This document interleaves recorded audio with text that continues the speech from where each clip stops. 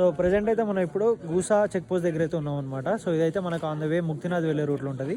ఎవరైతే ముక్తినాథ్ వెళ్ళాలని అనుకుంటున్నారో సో ఖచ్చితంగా పోఖ్రా దగ్గర పర్మిట్ చేసుకోవాలని అయితే ఏం లేదు. ఆన్ ద వే టు ముక్తినాథ్లో మనకి గూసా అనే చెక్ పోస్ట్ ఒకటి వస్తుంది. సో అక్కడైతే చేసుకోవచ్చు అనమాట. ఈవినింగ్ 6 వరకు అయితే గవర్నమెంట్ అథారిటీస్ అయితే చేస్తారు. ఇప్పుడైతే ఈవినింగ్ 6 కాదు 7 అయింది, అందుకే ఇక్కడ బయట అయితే చేస్తున్నాం అనమాట. సో ఇద్దరికి కలిపి 1500 ఇండియన్ రూపీస్ అయినాయి. సో లక్కీ ఏంటంటే ఇక్కడ మనకి ఇండియన్ ఫోన్పే కూడా పనిచేస్తుంది అనమాట. సో ఇక్కడ ఇండియన్ ఫోన్పే పనిచేస్తుంది. కాకపోతే మీరు ఏం చేయాలంటే ఇంటర్నేషనల్ యాక్సెస్ అయితే ఆన్ చేసుకోవాలన్నమాట. అది ఆన్ చేసుకుంటే మనకి ఇక్కడ ఇండియన్ పేమెంట్ కూడా అయిపోతుంది. ఇక్కడైతే పర్మిట్ చేస్తారు, ఇక్కడ ఆన్లైన్ పర్మిట్ అని ఇక్కడ రాసి ఉంటుంది.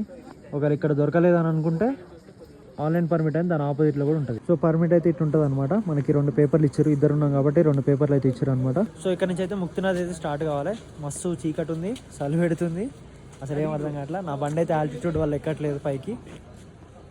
మధ్యాహ్నం వరకు మంచిగా పర్ఫామ్ చేసింది, ఆల్టిట్యూడ్ కొంచెం పెరిగే కొద్దీ దానివల్ల అయితే బండి ఎక్కట్లేదు. ఇప్పటివరకు అయితే ఆఫ్ రోడింగ్లో తిరిగి వచ్చింది కాబట్టి సో బండి అయితే కొంచెం ఎక్కట్లేదు, కొంచెం స్ట్రగుల్ అవుతుంది.